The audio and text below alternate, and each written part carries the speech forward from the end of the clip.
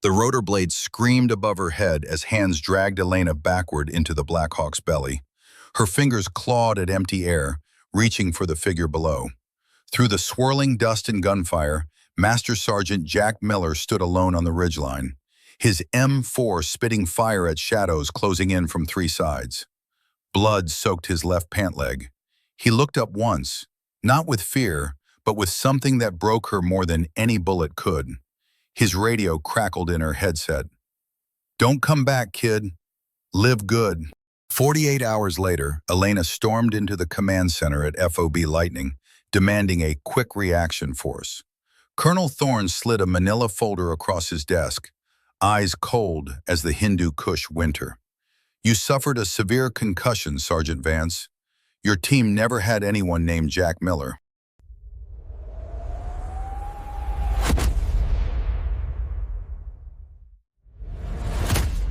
The mountain didn't care if you lived or died.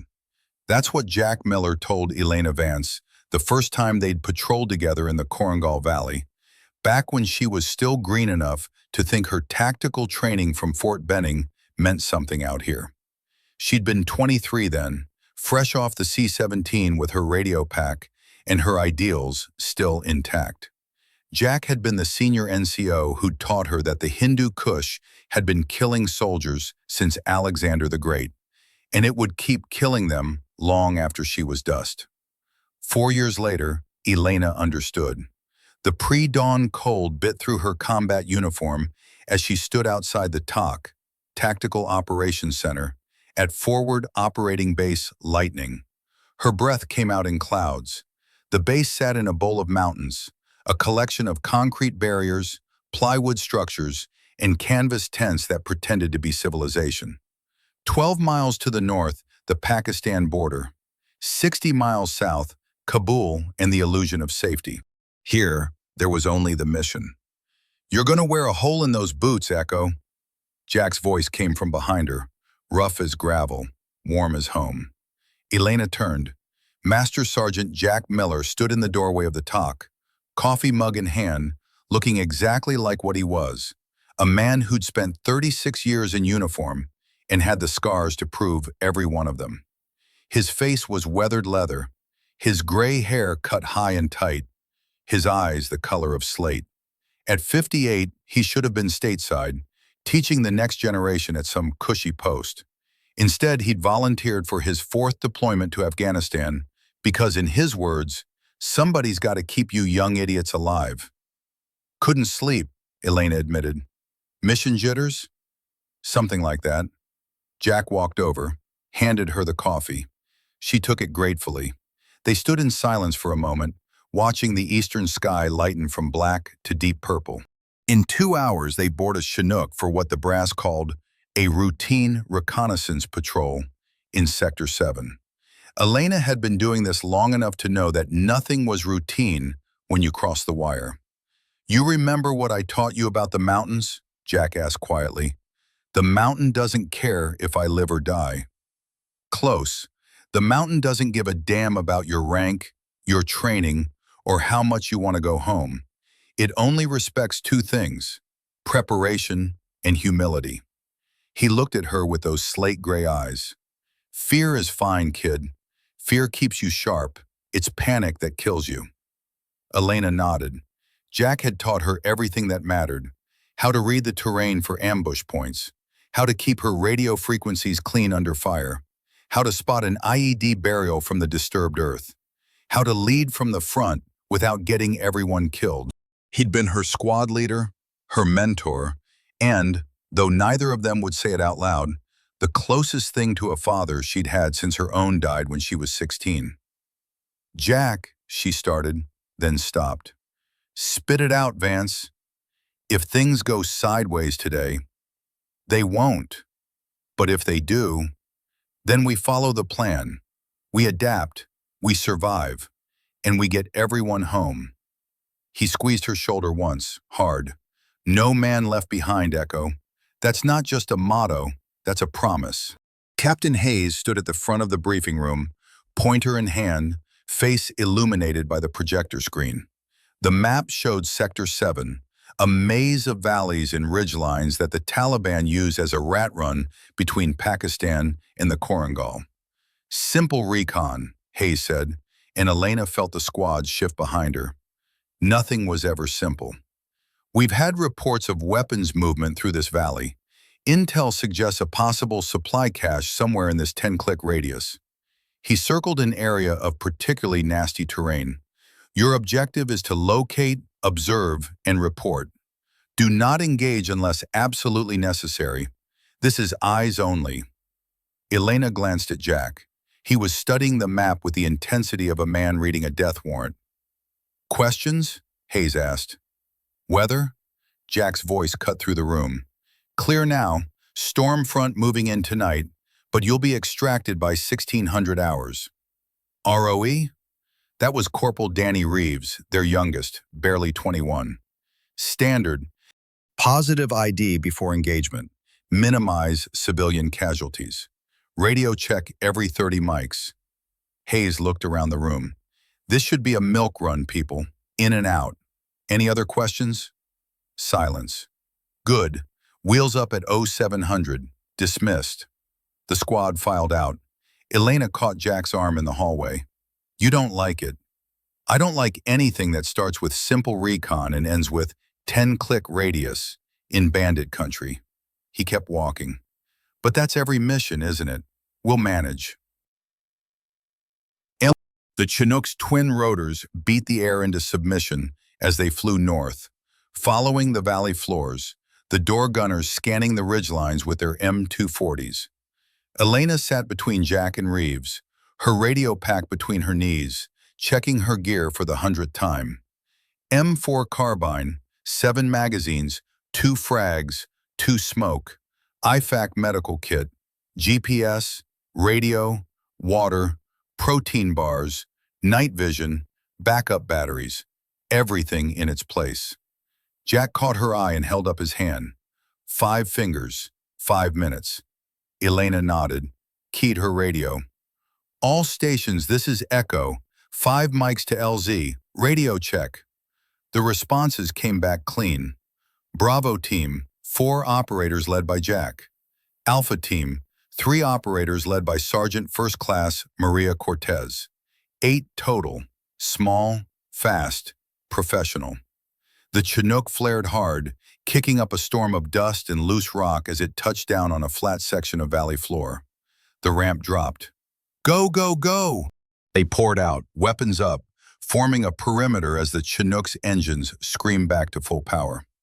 10 seconds later, it was gone, and they were alone with the mountains. The silence was absolute. Elena scanned her sector through her ACOG scope. Rocky terrain, sparse vegetation, no movement. The valley rose steeply on both sides, the peaks still capped with snow despite the late spring heat. Beautiful and deadly. Echo, this is Iron Man. Jack's voice in her earpiece, calm and steady. Move to waypoint Alpha, standard wedge formation. Cortez, you've got our 6. Copy, Iron Man. They moved out. 3 hours of patrol. The sun climbed higher, turning the valley into an oven. Elena's uniform was soaked with sweat beneath her plate carrier. They'd found nothing. No tracks, no trash, no sign of recent human activity. Just rocks in silence and the occasional raptor circling overhead. Echo, Iron Man, hold position. The squad froze. Elena dropped to one knee behind a boulder, scanning her arc. Jack was 20 meters ahead, crouched at the edge of what looked like a dry riverbed. What have you got? Elena keyed her radio. Tracks, fresh, maybe 6 hours old. Mixed footprints, different tread patterns. Jack's voice was tight. Military boots, U.S. issue. Elena's heart kicked up a notch. Could be ANA? The Afghan National Army sometimes patrolled these sectors. Negative. ANA doesn't move at night through this terrain, and they sure as hell don't wear Oakley boots. Jack stood slowly, scanning the ridgelines. We've got a problem. Iron Man, Alpha 1. That was Cortez. I've got something. Northwest ridge, 300 meters. Possible cave entrance, partially concealed. Elena pulled out her binoculars. The cave mouth was there, barely visible behind a screen of rocks and scrub. Natural? Maybe. But the placement was too perfect, too well hidden. Echo, get higher ground.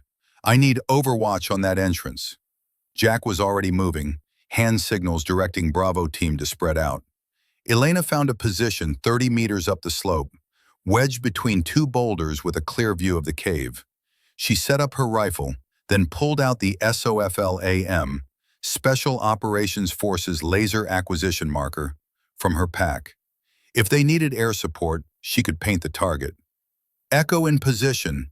I have eyes on the entrance. Alpha moving to investigate. Cortez's team advanced in a tactical column, weapons up, moving like ghosts. Then everything went wrong. The explosion came from the valley floor behind them, a massive pressure cooker IED that had been waiting, buried in the dry riverbed. The blast wave knocked Elena sideways, her ears ringing, vision blurred. When she looked up, she saw smoke and dust and chaos. Contact! Contact! Multiple voices screaming over the radio at once. Gunfire erupted from three directions. The ridgelines came alive with muzzle flashes. AK-47s, PKM machine guns, RPGs. The ambush was total and coordinated. Elena forced herself to move, keyed her radio. Echo to lightning, troops in contact, grid. She rattled off their coordinates while bullets snapped overhead. Multiple hostiles, estimated 20 to 30 enemy fighters. Request immediate QRF and close air support. Lightning copies, QRF spinning up, air support 15 mics out, hold position. 15 minutes, an eternity. Elena shifted her position, brought her rifle up, and started returning fire. She could see Bravo team pinned down near the cave entrance. Alpha team was scattered, Cortez dragging Reeves behind cover. The kid was hit, blood on his shoulder. Echo, Iron Man, we've got wounded. Need covering fire on the northwest ridge. Elena swung her rifle, found targets. 2 insurgents with an RPG. She fired 3 quick rounds. 1 dropped. The other ducked behind rocks. Reloading! She dropped the empty mag, slammed in a fresh one. Her hands were shaking. No. Focus. Fear is fine. Panic kills. She heard Jack's voice, steady as ever. Bravo, consolidate on my position. Alpha, fall back to the secondary rally point. Fighting withdrawal. They were outnumbered and outgunned. The only option was to break contact and get to higher ground, where the helicopters could extract them. Elena laid down suppressing fire, watching her squad move. Cortez had Reeves up and moving, blood trail behind them. The rest of Bravo team was bounding backward, firing and moving, firing and moving. Then she saw Jack. He was at the cave entrance and he wasn't retreating. Iron Man, what are you doing? Fall back. Echo, you need to see this. His voice was strange, tight, angry. Get down here. Now. Jack, we're in the middle of a firefight. Now, Vance. Elena cursed, grabbed her radio pack, and low-crawled down the slope, using every piece of cover. Bullets kicked up dust around her. She made it to the cave entrance, rolled behind the rocks where Jack was crouched. He pointed inside. The cave wasn't a cave. It was a storage depot, and it was full of weapons. But not AK-47s or RPGs. M4 carbines, M240 machine guns, crates of ammunition, explosives, all U.S. military issue, all marked with U.S. Army serial numbers. Holy shit, Elena breathed. This is our gear, Jack said quietly, stolen from supply convoys or, he trailed off, or sold. Elena finished the thought. Her stomach turned. Someone's running guns to the Taliban. An RPG exploded against the rocks above them. Shrapnel rained down. Echo, lightning, air support inbound, danger close, mark your position. Elena pulled out her infrared strobe, activated it, and tossed it into the open. Position marked. Where's my QRF? QRF is delayed, mechanical issue. Air support is your exfil. Prepare for dust-off in 2 mics. Delayed, of course. Elena's mind was racing. The IED had been pre-positioned. The ambush had been coordinated. And now the QRF was conveniently delayed while they were sitting on evidence of a massive weapons smuggling operation. Jack, we need to go, now. He was taking photos with his helmet cam, documenting everything. Evidence, kid. We need proof. We need to be alive. Jack pulled something from his pocket, his old Zippo lighter, the one he'd carried since his first deployment. He opened it, pulled out a micro SD card from inside the lining, and inserted it into his camera, downloaded the photos. Then he pressed the lighter into Elena's hand. What are you? Insurance, he said. If something happens to me, you make sure this gets to someone clean. Not Thorn, not anyone at Lightning. Find someone outside the chain of command. Jack, promise me, Echo. I promise. Now let's move. They ran. The Black Hawk came in fast and low, door gunners hosing down the ridgelines with minigun fire. Elena and Jack sprinted toward the LZ with the rest of the squad. Cortez was dragging Reeves. 2 other operators were limping. They'd taken casualties. The helicopter touched down. The crew chief waved them in. That's when Elena heard the crack of a rifle. Jack stumbled.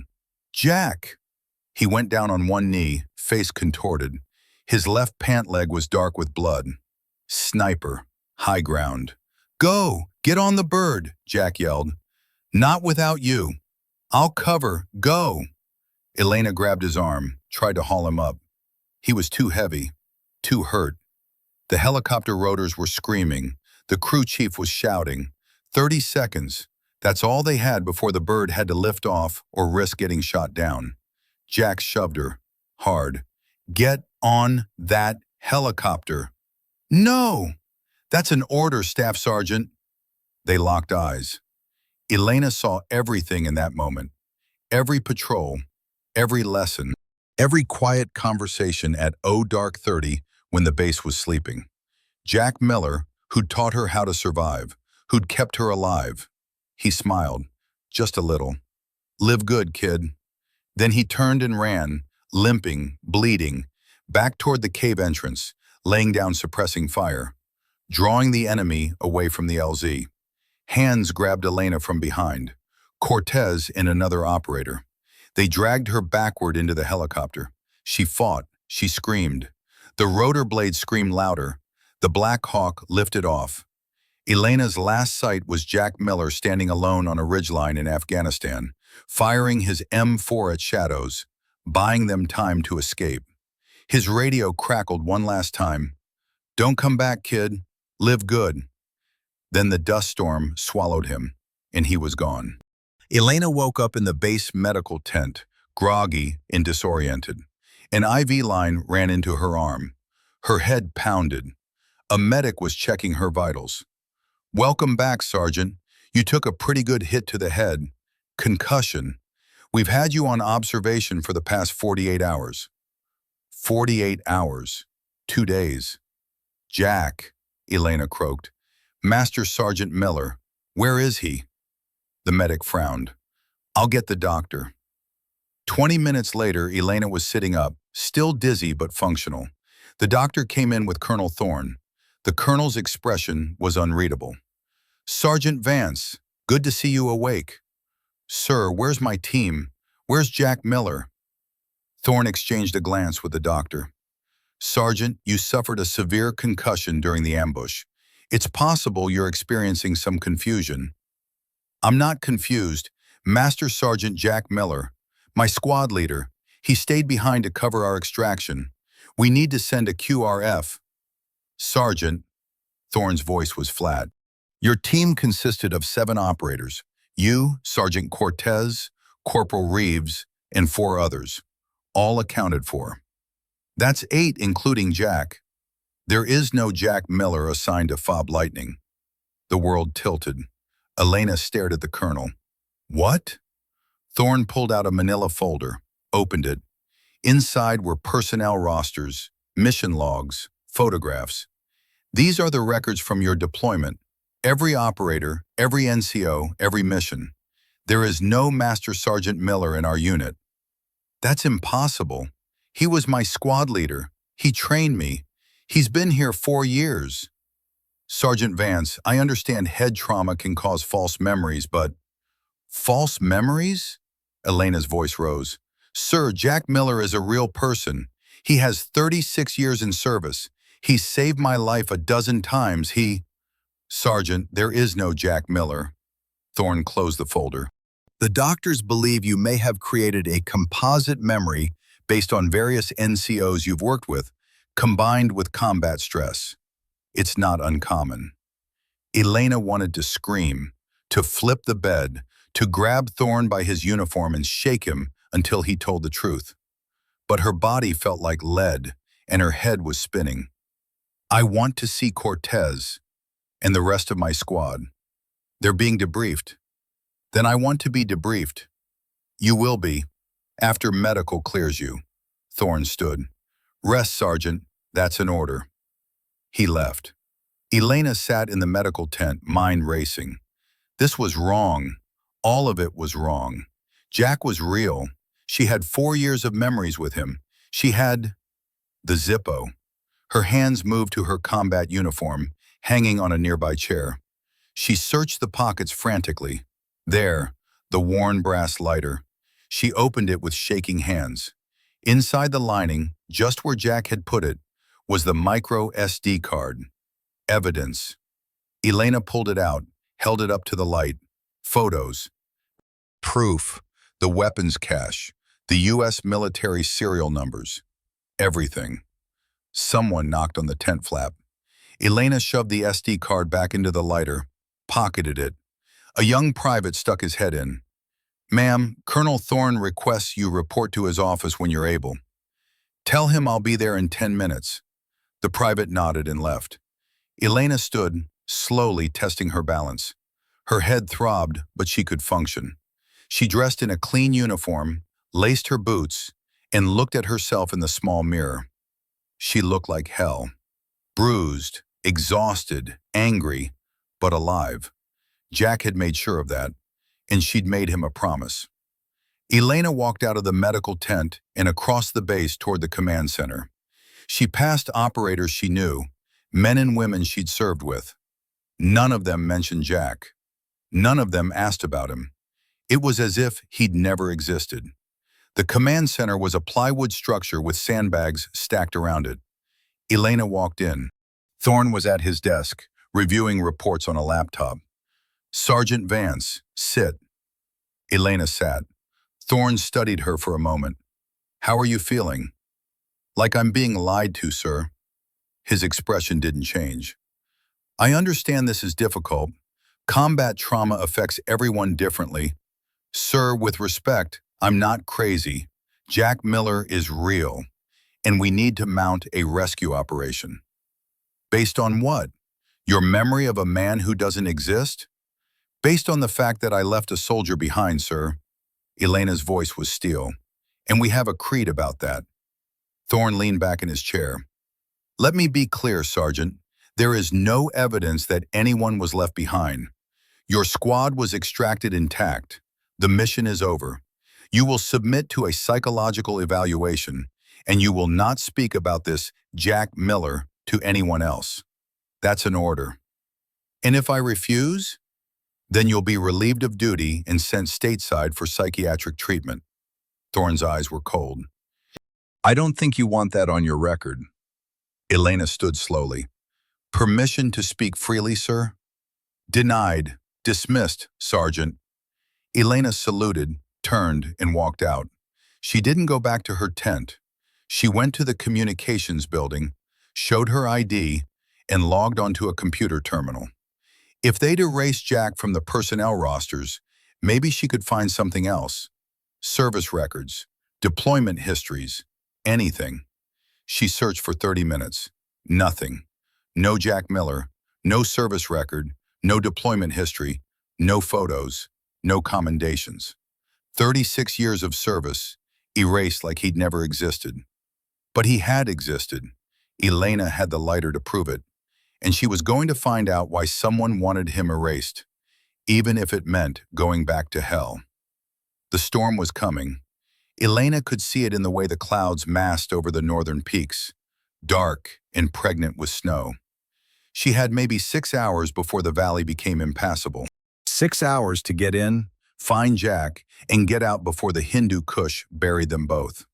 She stood in the shadows behind the motor pool at 0300 hours, dressed in full combat gear, her M4 slung across her chest. The base was quiet. Most of the personnel were asleep. The guard rotations were predictable. She'd been watching them for 2 days, planning this moment. The Humvee she'd chosen was an older model, battered but reliable, with a full tank of diesel and a mounted M240 machine gun. The keys were in the duty office, hanging on a pegboard behind a desk where a PFC was currently dozing over a paperback novel. Elena moved like smoke. She'd learned from the best. The door to the duty office opened silently. The PFC didn't stir. Elena lifted the keys off the pegboard, pocketed them, and was gone before the kid even turned a page. 30 seconds later, the Humvee's engine rumbled to life. Elena put it in gear and drove slowly toward the main gate. No headlights, just the moonlight and her memory of the base layout. The guard at the gate was Specialist Chen, a kid from California who'd been in country for 6 months. He stepped out of the guard shack, flashlight in hand, as Elena rolled up. "Sergeant Vance?" He looked confused.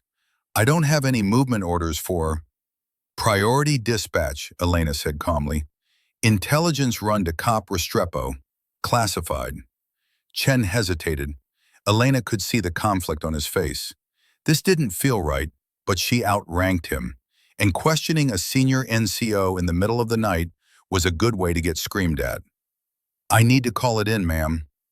"Do what you need to do, Specialist, but I'm on a time hack. Clock's ticking."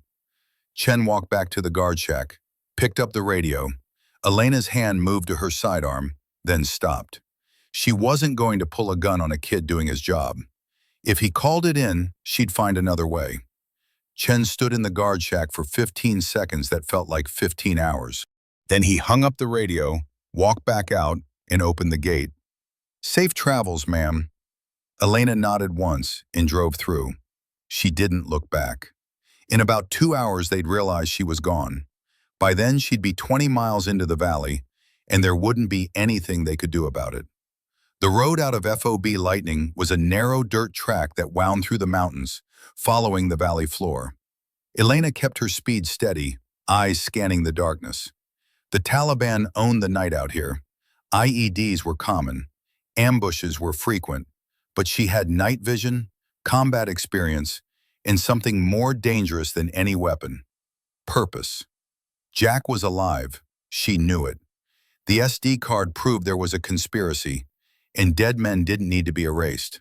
They wanted Jack silent, which meant he was still breathing, and she was going to find him.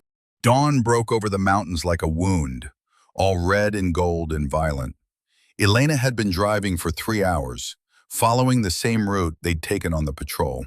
She recognized landmarks: a burnt-out T-72 tank from the Soviet era, a crumbling stone wall, a distinctive rock formation that looked like a horse's head. The valley was eerily quiet.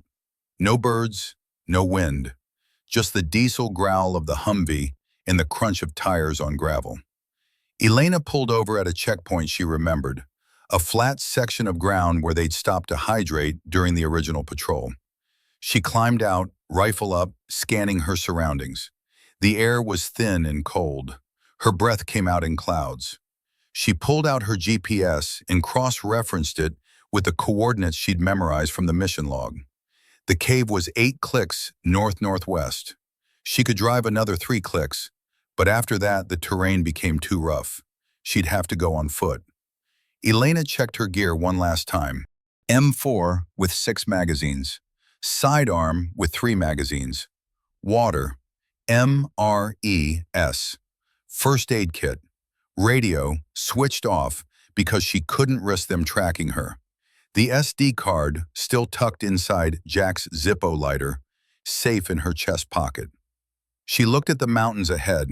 Somewhere up there, Jack was either alive or dead. Either way, she was bringing him home. Elena started walking. The terrain was brutal. Loose scree that slid underfoot, sharp rocks that cut through gloves, elevation that sucked the air from her lungs. Elena moved slowly, methodically, using the techniques Jack had taught her. Watch your footing, conserve your energy, stay low, blend with the terrain. After 2 hours, she reached a ridgeline that overlooked the valley where they'd been ambushed. She went prone, pulled out her binoculars, and glassed the area. The cave entrance was visible, partially collapsed from what looked like explosive charges. Someone had tried to bury it, but the rocks weren't natural, too uniform, too deliberate. Elena studied the surrounding terrain. No movement, no heat signatures through her thermal scope. But that didn't mean anything. The Taliban were patient. They could wait for days. She needed to get down there without being spotted. Elena circled wide, staying on the high ground, using every depression and boulder for cover. It took another hour.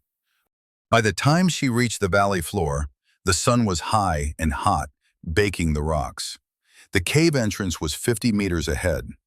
Elena moved in tactical bounds, sprint to cover, drop, scan, sprint again. Her heart hammered. Every instinct screamed that this was a trap, that someone was watching, that the next step would be her last.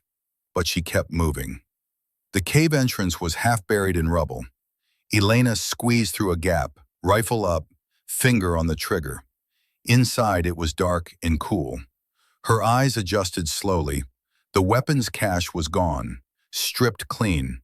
Only empty crates remained, and even those had been smashed. Someone had sanitized the site. But they'd missed something.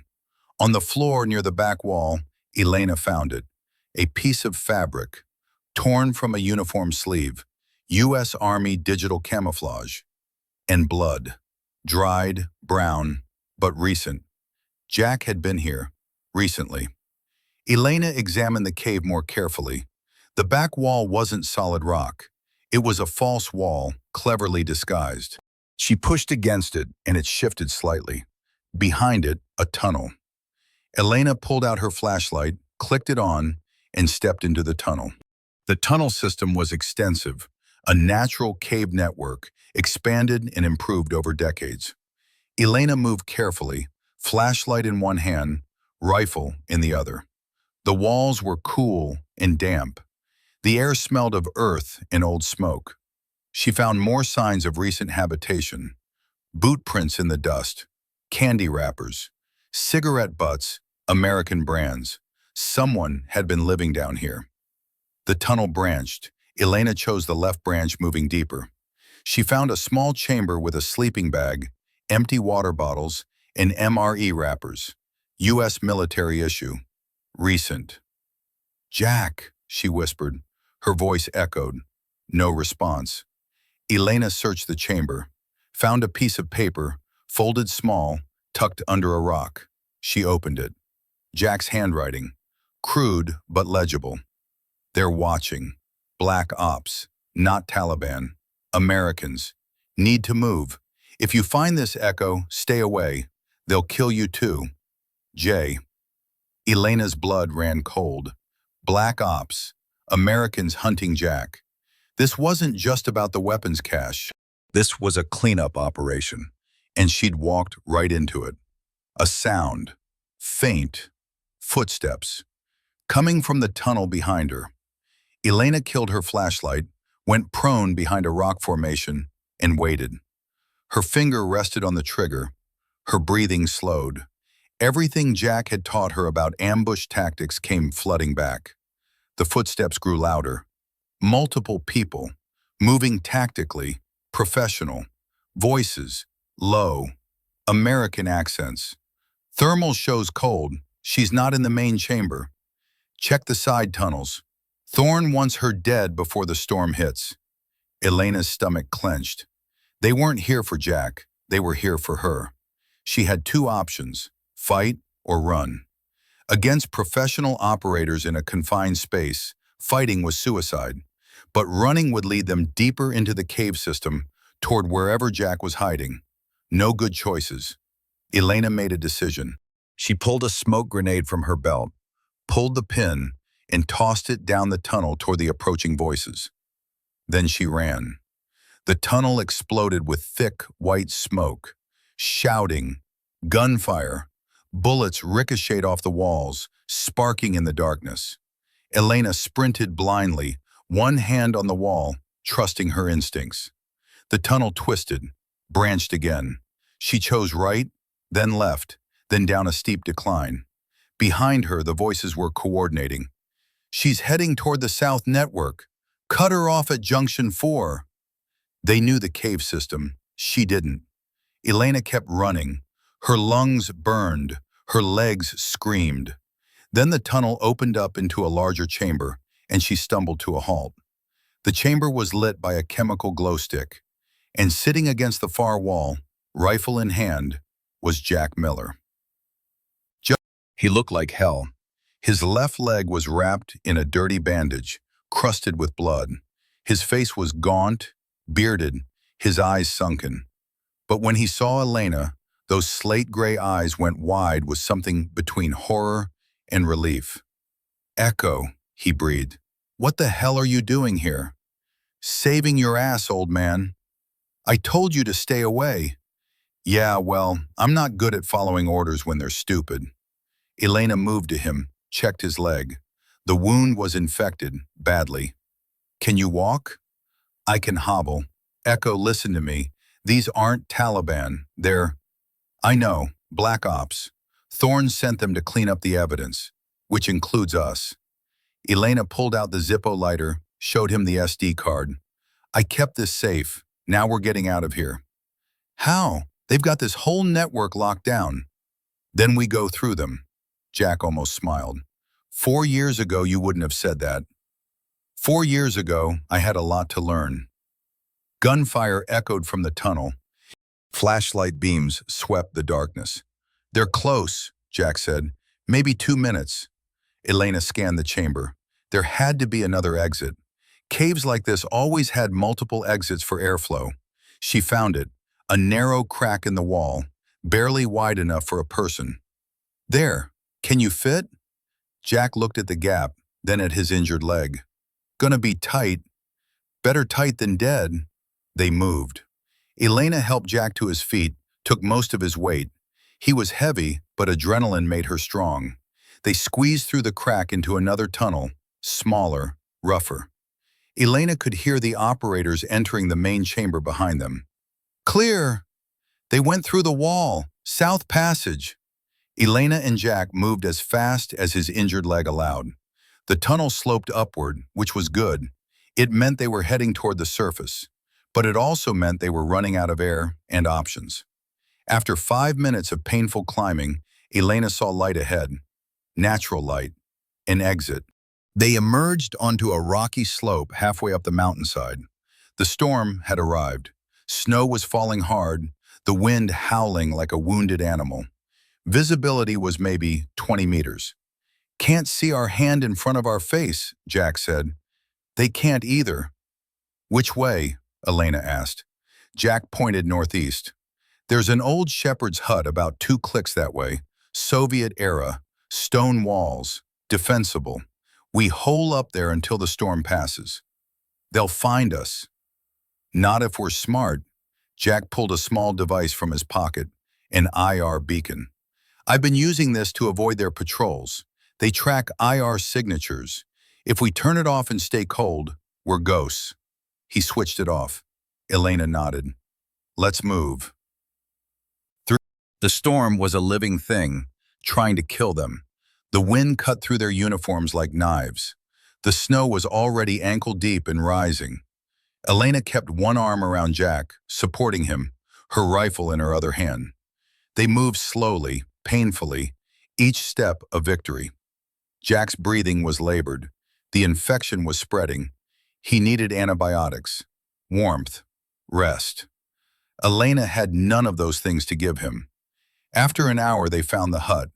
It was barely standing, stone walls half collapsed, no roof, just open sky, but it was shelter from the wind, and it had a corner where they could huddle. Elena got Jack settled, then did a perimeter check. No movement, no tracks. The storm had covered their trail. For now, they were alone. She came back to the hut, sat next to Jack. He was shivering, lips blue. "Gotta stay warm," Elena said. She pulled off her pack, dug out an emergency blanket, thin mylar but better than nothing. She wrapped it around both of them, huddling close for body heat. "You're gonna freeze to death saving a dead man," Jack said quietly. "You're not dead yet." "Close enough," Elena looked at him. Really looked at him. The man who'd taught her everything. The man who'd saved her life more times than she could count. The man who'd willingly stayed behind so she could escape. "Why'd they erase you, Jack?" He was quiet for a long moment, then, "Because I saw too much. The weapons cache was the tip of the iceberg. There's a whole network, officers, contractors, local warlords. They've been running guns and equipment out of U.S. bases for years. Millions of dollars. I stumbled onto it during a routine patrol 6 months ago. Started asking questions, took photos. They couldn't court-martial me without a scandal, so they made me disappear. And the ambush? Set up. They fed us bad intel, sent us into a kill zone, then delayed the QRF. I was supposed to die there. You all were." Jack coughed, winced. "But you survived. So now you're a loose end. The SD card has enough evidence to bring down half the command structure in Kabul. Names, dates, transactions. That's why they want it, and that's why they want us dead." Elena pulled out the Zippo lighter, opened it, looked at the tiny card. So much death for such a small thing. "We need to get this to someone clean, someone outside the chain of command." "Who? Everyone's compromised or scared." Jack shook his head. "Echo, you need to leave me here. Take the card and run. Get it to the media, to Congress, to—" "No, that's not a request. And I'm not leaving you." Elena's voice was hard. "You made me a promise 4 years ago, Jack. No man left behind. That goes both ways." Jack looked at her for a long moment. Then he smiled, just a little. "You're stubborn as hell, kid. Learn from the best." They sat in silence, listening to the storm rage outside. The wind howled, the snow fell, and somewhere out there, professionals were hunting them. But for now, they were alive, and as long as they were breathing, they had a chance. The storm lasted 6 hours.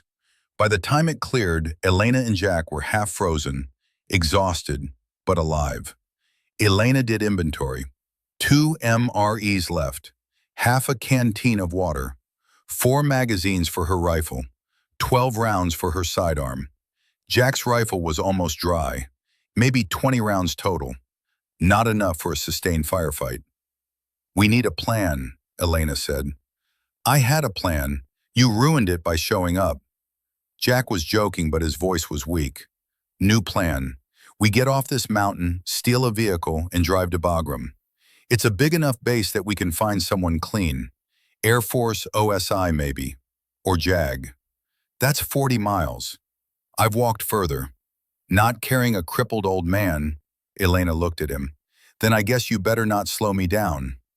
Jack almost laughed, then grimaced in pain. "You really are my best student." Movement. Below them, in the valley. Elena grabbed her binoculars, glassed the area. 4 operators, moving in tactical formation. Professional, heavily armed. They were searching the mountainside, working their way up. "Company," Elena said quietly. Jack shifted, looked through the gap in the wall. "Mercs. Probably Blackwater or some contractor outfit. Thorne's using deniable assets. How long until they reach us?" 20 minutes, maybe less. Elena scanned the terrain. The hut sat on a slope with clear sightlines down the mountain. Defensible, but only if they had ammunition and Jack wasn't injured.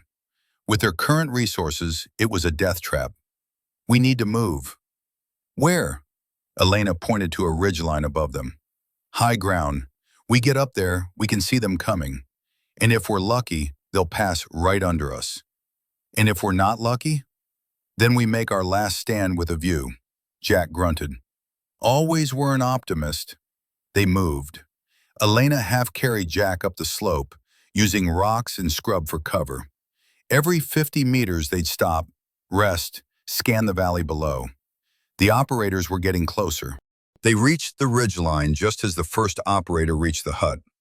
Elena and Jack went prone behind a rock outcropping, weapons ready. They watched the four mercs clear the hut, find the evidence of their camp, the mylar blanket, the MRE wrappers. One of the mercs keyed his radio. "We've got a cold camp, less than an hour old. They're close." The response crackled through. "Find them, no witnesses." The mercs spread out searching. Elena's finger rested on her trigger.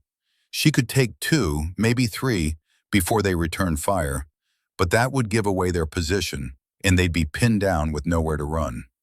"Don't shoot unless you have to," Jack whispered. Elena nodded. They waited. The mercs searched for 10 minutes, checked the hut, scanned the surrounding slopes. One of them looked directly at their position, but the rocks concealed them. Then the radio crackled again. "All units aboard. Storm's bringing in another front. Extract to primary LZ. We'll resume search at first light." The mercs cursed, but obeyed. They moved back down the mountain, heading southwest. Elena and Jack waited until they were gone, then waited 10 more minutes. "They'll be back," Jack said. "I know. With reinforcements." "I know. We can't fight them all, Echo." Elena looked at him. "Then we don't fight. We run, we survive, and we get this evidence to someone who'll use it." "How?" Elena thought for a moment. Then she smiled. It wasn't a nice smile. "We use their own playbook against them." "You're insane," Jack said. "You taught me to improvise." "I taught you tactics, not suicide missions." Same thing in this job. They were back in the cave system, but in a different section. One Elena had scouted while the mercs were searching the hut. This chamber was large with multiple exits, and most importantly, it had structural weaknesses.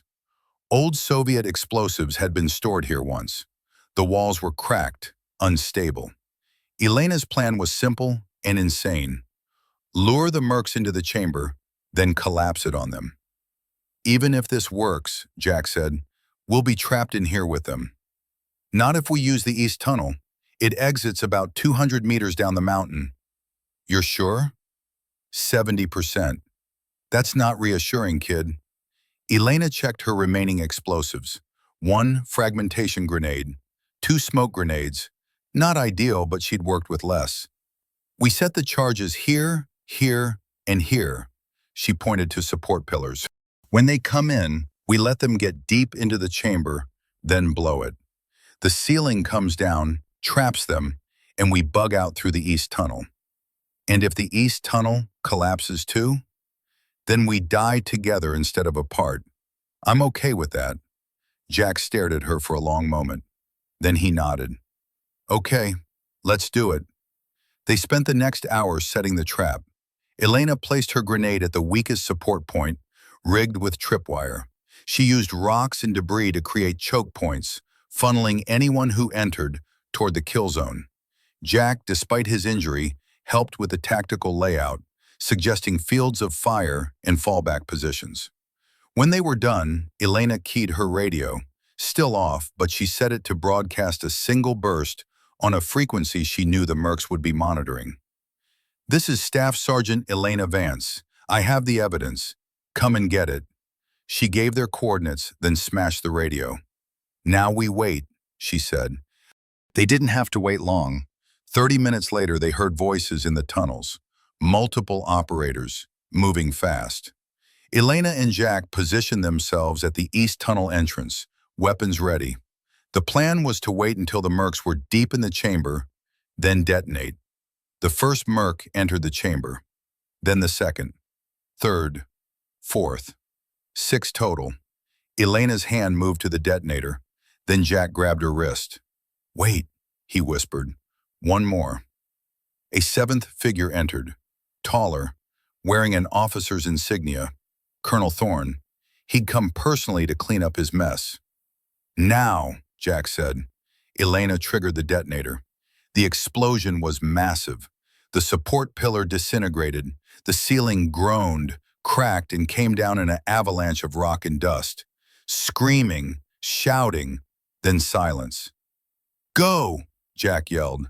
They ran into the east tunnel as the chamber behind them collapsed completely. Dust choked the air.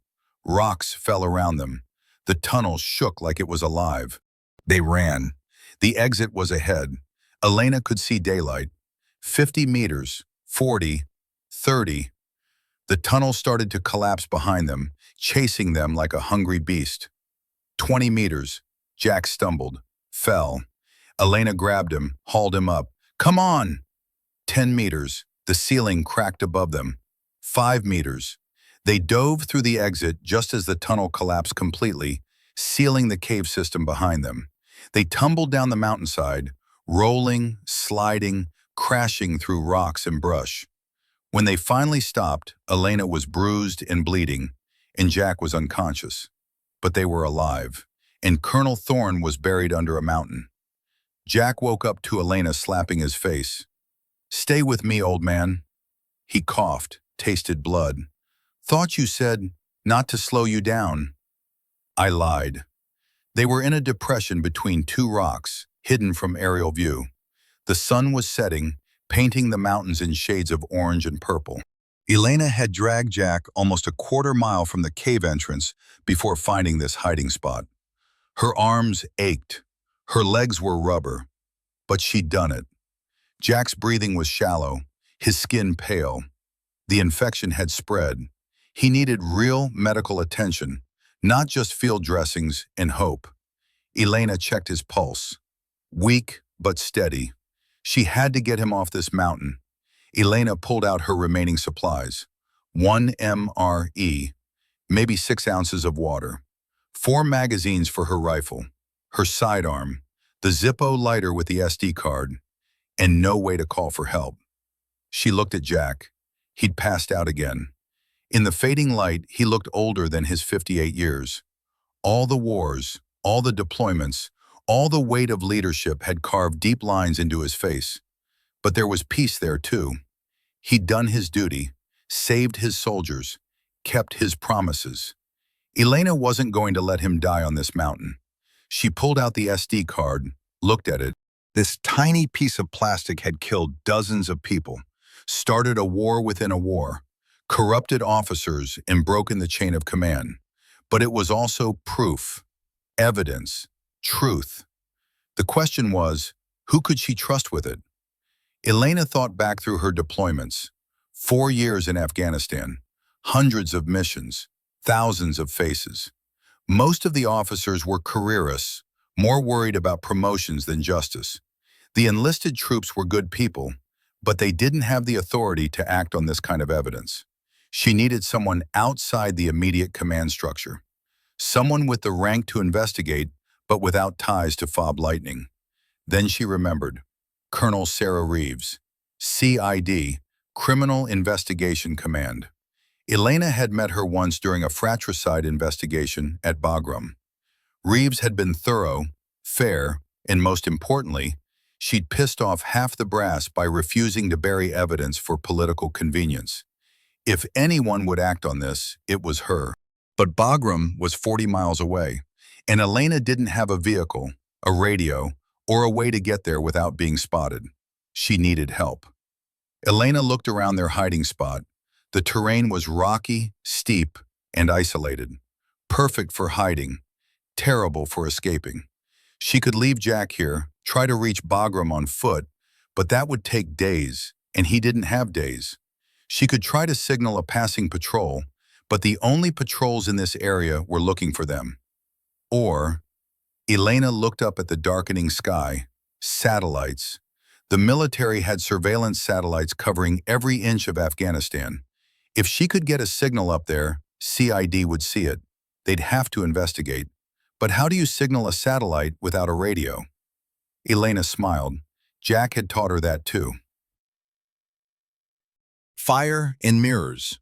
That's what Jack had said during survival training. If you're lost, injured, or cut off, you use what you have. Fire at night, mirrors during the day, and if you're really desperate, you spell out a message big enough to be seen from the air. Elena looked at the rocky terrain around her.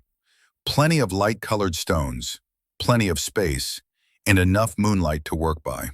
She started gathering rocks. It took her 2 hours to create the message, each stone carefully placed, each letter 6 feet tall. By the time she was done, her hands were bleeding and her back screamed in protest. But the message was clear. CIDURGENTVANCE/MILLEREVIDENCE.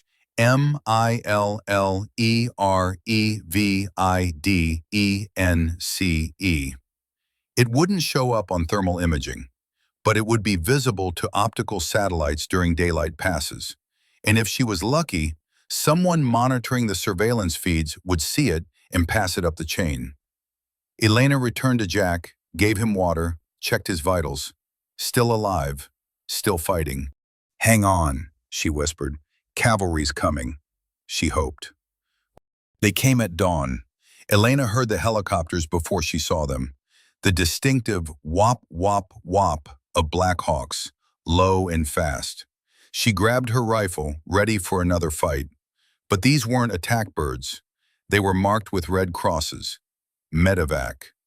The lead helicopter circled once, spotted her signal, then came in for a landing 50 meters away. The rotor wash kicked up dust and loose rocks. The side door opened and a medic jumped out, followed by 2 armed soldiers in CID uniforms. Elena stood slowly, hands visible, weapon lowered. "Staff Sgt. Elena Vance?" the medic shouted over the rotors. "That's me. I've got a casualty. Master Sergeant Jack Miller. Critical condition." The medic ran to Jack while the CID soldiers approached Elena, weapons ready, but not aimed. "Ma'am, we need you to come with us. Colonel Reeves wants to speak with you." Elena nodded. "I need to stay with Miller. He'll be taken care of. We have orders to bring you both to Bagram. Now, please." Elena looked at Jack. The medic was already working on him. IV line, oxygen mask, pressure bandages, professional, efficient. "Okay," Elena said, "but I'm not leaving his side." "Wouldn't dream of it, ma'am." The flight to Bagram took 20 minutes. Elena sat next to Jack's stretcher, holding his hand, watching the medic work. They'd stabilized him, pumped him full of antibiotics and fluids, but he was still unconscious, still fighting. The Black Hawk touched down on the helipad at Bagram's medical facility. A full trauma team was waiting. They transferred Jack to a gurney and rushed him inside. Elena tried to follow, but one of the CID soldiers stopped her. "Colonel Reeves is waiting for you, ma'am." Elena wanted to argue, wanted to stay with Jack, but she'd come here for a reason, and that reason was in her pocket. "Lead the way." They took her to a secure building, through multiple checkpoints, into a windowless room with a table, 2 chairs, and a recording device. Colonel Sarah Reeves sat on one side of the table. She was in her early 50s, gray hair pulled back tight, face hard as granite. She gestured to the other chair. "Sit, Sergeant Vance." Elena sat. Reeves studied her for a moment. "You've had a hell of a week." "That's one way to put it, ma'am." "Care to tell me what happened?" Elena pulled out the Zippo lighter, set it on the table, and opened it. She removed the SD card and slid it across to Reeves. "This is what happened. Evidence of a weapons smuggling operation. U.S. military equipment being sold to the Taliban. Names, dates, transactions. It's all on there." Reeves picked up the card, examined it. "And Master Sergeant Miller?" "He discovered the operation 6 months ago. They tried to erase him, literally, removed him from all personnel records, sent him on a mission designed to get him killed. When that didn't work, they sent contractors to finish the job." "Who's they?" "Colonel Thorne, FOB Lightning, and probably a dozen others." Elena leaned forward. Ma'am, I watched a good man get erased because he tried to do the right thing. I'm not going to let that stand. Reeves was silent for a long moment. Then she picked up the SD card and inserted it into a laptop. She opened the files, started reading. Her expression didn't change, but Elena saw her jaw tighten. After 5 minutes, Reeves looked up. This is comprehensive. Jack was thorough. If this is accurate, it implicates at least 15 officers, 23 contractors, and God knows how many local nationals. Reeves closed the laptop. This is going to cause an earthquake. Good. You understand what you're asking me to do? The political fallout alone. With respect, ma'am, I don't care about politics. I care about the truth. And I care about making sure Jack Miller gets his name back. Reeves studied Elena for a long moment. Then she nodded. Okay, I'll start the investigation. But I need you to testify, officially, on the record. Absolutely. And I need you to understand something, Sergeant. This is going to get ugly. They're going to come after you, your record, your credibility. They'll call you a liar, a traitor, a nutcase with PTSD. You ready for that? Elena thought about Jack, about his lessons, about the promise they'd made to each other.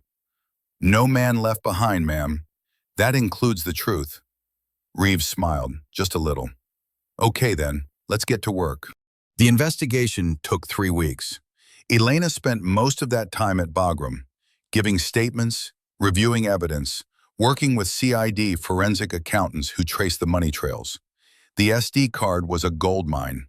Every transaction documented, every handoff recorded, every dirty officer named. Jack spent 2 weeks in intensive care, fighting the infection. But he was tough, tougher than the bacteria. He woke up on day 15, groggy and confused, asking for Elena. She was there. Hey, old man. Kid, he smiled weakly. Did we win? We're winning. Reeves is building the case. They've already started arrests. Thorne? Elena's expression darkened. Still buried under that mountain. They recovered his body 3 days ago. Looks like he was trying to tunnel out when the oxygen ran out. Jack was quiet for a moment. Then, good riddance. Yeah. They sat in silence for a while. Then Jack asked, what about you? You okay? Elena shrugged. I've been better. They're putting me through psych evals, making sure I'm stable enough to testify. Are you? According to them, borderline. According to me, I'm pissed off and ready to burn this whole thing down. Jack laughed, then winced. That's my girl. Your girl is probably going to get court-martialed for half the stuff she did. Probably, but you'll get a medal too. They cancel out. Elena smiled despite herself. You think? I know. Trust me, kid. When the dust settles, they'll realize you did the right thing. Might take a while, but they'll realize. And what about you? What happens to a man who doesn't exist? Jack's expression turned serious. Reeves is working on that. Turns out, erasing someone from military records is illegal. Who knew? He shifted in the bed, grimaced. They're restoring my service record, all 36 years, backdating my pay, probably going to give me a medical retirement with full benefits. That's good. It's bureaucracy, but yeah, it's good. Elena took his hand. I'm glad you're alive, Jack. I'm glad you're stubborn, kid. If you'd listened to me, I'd be dead right now. If I'd listened to you, I wouldn't have learned half the shit I know. Jack squeezed her hand. You learned good. The court-martial proceedings started 6 weeks after the Cape collapse. Not for Elena or Jack, for the officers and contractors implicated in the smuggling ring. 15 separate trials. The media called it the lightning scandal. Congress called it a failure of oversight. The families of soldiers who'd been killed by U.S. weapons called it treason. Elena testified at all 15 trials. She told the same story each time. The ambush, the weapons cache, Jack's erasure, the conspiracy, the evidence. The defense attorneys tried to break her, called her a liar, a glory seeker, a soldier with PTSD who couldn't separate reality from delusion. But Elena had the evidence. The SD card, the satellite photos, the recovered weapons with their serial numbers, the money trails. And she had Jack Miller sitting in the courtroom, very much alive, very much real. 14 of the 15 defendants were convicted. The 15th took a plea deal and agreed to testify against his co-conspirators. Total sentences, over 200 years of combined prison time. Dishonorable discharges. Forfeiture of all pay and benefits. The Army issued a formal apology to Elena and Jack. Restored Jack's records. Awarded Elena the Soldier's Medal for her actions. Quietly suggested that maybe she'd like to transfer to a different unit, somewhere far from Afghanistan, where the memories wouldn't follow her. Elena declined. She had 2 years left on her enlistment, and she planned to finish them at FOB Lightning. Because running away wasn't what Jack had taught her. Elena returned to FOB Lightning on a gray November morning, 7 months after the ambush. The base looked the same concrete barriers, same plywood structures, same mountains surrounding them like prison walls. But everything was different. The new commander was Colonel Martinez, a straight shooter who'd come from Fort Bragg with orders to clean house. He met Elena at the helipad personally. "Staff Sgt. Vance, welcome back." "Thank you, sir. I've read your file, all of it. What you did took guts." "I just did my job, sir." "You did more than that. You held the line when everyone else looked away." Martinez gestured toward the command center. "Walk with me." They walked through the base. Soldiers saluted. Some stared. Others nodded in respect. Elena had become something of a legend, the NCO who'd taken on the system and won. "I want you to know," Martinez said quietly, "what happened here won't happen again. Not on my watch. I've replaced every officer who was even remotely connected to the smuggling ring. New protocols, new oversight, new culture." "That's good to hear, sir. But I also know that changing culture takes time. And trust." He stopped, looked at her directly. "I need senior NCOs who understand what leadership really means. People who'll stand up when things go wrong. You interested?" Elena thought about it, about staying, about leaving, about all the other bases, other missions, other wars that were waiting. Then she thought about Jack's lessons, about the promise they'd made. "Yes, sir, I'm interested." Martinez smiled. "Good. Report to the TOC at 0700 tomorrow. We've got work to do." 6 months later. Elena stood at the military cemetery in Arlington, looking at the rows of white headstones. It was spring. The cherry blossoms were in bloom. The air was warm and clean and smelled of fresh-cut grass. Jack stood next to her, leaning on a cane, his legs still giving him trouble. But he was here, alive, real. They were visiting the grave of Corporal Danny Reeves, the young soldier who'd been wounded in the ambush. He'd survived the extraction, survived the surgery, but an infection had taken him 3 weeks later. 21 years old, a lifetime ahead of him, stolen by a bullet and bad leadership.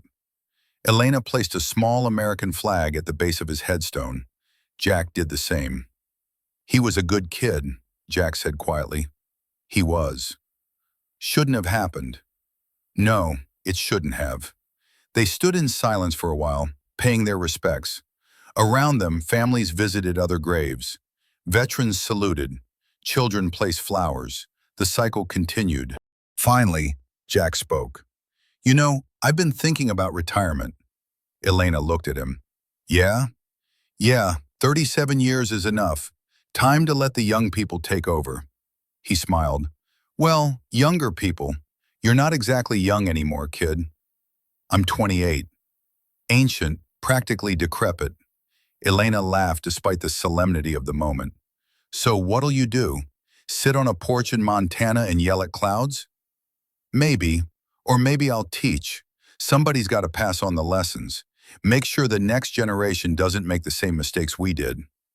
"That's not a bad idea. You should come visit sometime. Montana's beautiful. Good hunting, good fishing, good whiskey. I might take you up on that. You better. I didn't survive all that shit just to lose touch with my best student. Elena smiled. No man left behind, right? Right. They stood together, two soldiers who'd walked through hell and come out the other side. Scarred, changed, but unbroken. Because that's what the promise meant. Not just on the battlefield, but in life, in memory, in friendship. No man left behind. Not now, not ever. The cabin in Montana was everything Jack had promised. Isolated, peaceful, surrounded by mountains that were beautiful instead of deadly. Elena sat on the porch, coffee in hand, watching the sunrise paint the sky in shades of gold. Jack came out of the cabin, limping slightly but moving well for a 60-year-old retiree. He handed her a newspaper. Page 6. Thought you'd want to see this. Elena opened the paper. The headline read, Final Convictions in Lightning Scandal. General Marcus Hayes sentenced to 20 years. Hayes had been the 3-star general who'd overseen operations in the region. The investigation had taken 2 years to reach him, peeling back layer after layer of corruption. But CID had gotten there. The evidence had been too strong, the pressure too great. Justice delayed, but not denied. They got them all, Elena said quietly. Most of them. A few slipped through the cracks, always do. Jack sat down in the chair next to her. But we got the main ones. Made the army a little cleaner. Saved some lives down the line. You think it was worth it? Jack looked at her seriously. Danny Reeves. The other soldiers who died because of smuggled weapons. The trust we rebuilt in the chain of command. Yeah, kid, it was worth it. Elena nodded. She'd left the army 6 months ago, her enlistment complete. She'd been offered a promotion, a cushy assignment at the Pentagon, a future in military intelligence. She'd turned it all down, because she'd learned something important from Jack Miller. There's a time to fight, and there's a time to live. This was her time to live. So, Jack said, breaking the silence, you ever gonna tell me what you're planning to do with your life now? Elena smiled. I'm thinking about teaching too, maybe work with veterans, help them transition. A lot of people out there struggling with the same stuff we dealt with. That's good work. Learn from the best. Jack raised his coffee mug. To the best teacher a stubborn kid ever had. Elena clinked her mug against his. To the stubborn kid who wouldn't leave him behind. They drank. The sun rose higher, the mountains glowed, and two soldiers, finally at peace, watched the world wake up. Because they'd kept their promise. No man left behind.